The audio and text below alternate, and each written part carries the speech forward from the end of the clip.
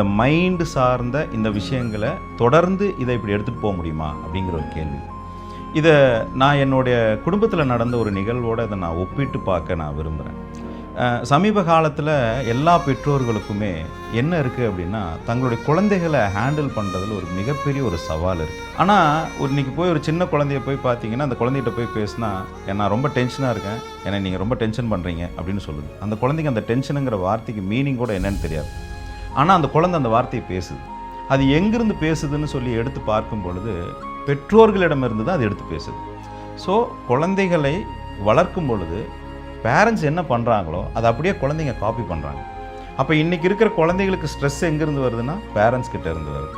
இப்போ பேரண்ட்ஸுக்கே ஸ்ட்ரெஸ் இருக்குதுன்னா அது எங்கேருந்து வருதுன்னு சொல்லி பார்க்கும் பொழுது அதுவும் இதே மாதிரியான ஒரு ஜெனட்டிக் பேட்டர்னாவோ அல்லது ஹேபிச்சுவல் பேட்டர்னாவோ அல்லது அவங்களுடைய பிலீஃப் பேட்டர்ன்லையோ தான் இருக்குது அப்படிங்கிறத என்னுடைய லைஃப்பில் நடந்த சில ஃபெயிலியர்ஸு, அவமானங்கள், கேவலங்கள், ஏளன பேச்சுகள் அதையெல்லாம் நம்ம கடந்து வருவதற்கு, அதை தாண்டி வருவதற்கான எடுத்த முயற்சியினுடைய விளைவு தான் இதை நான் இவ்வளோ தீர்க்கமாக பண்ணுறதுன்னு சொல்லலாம்.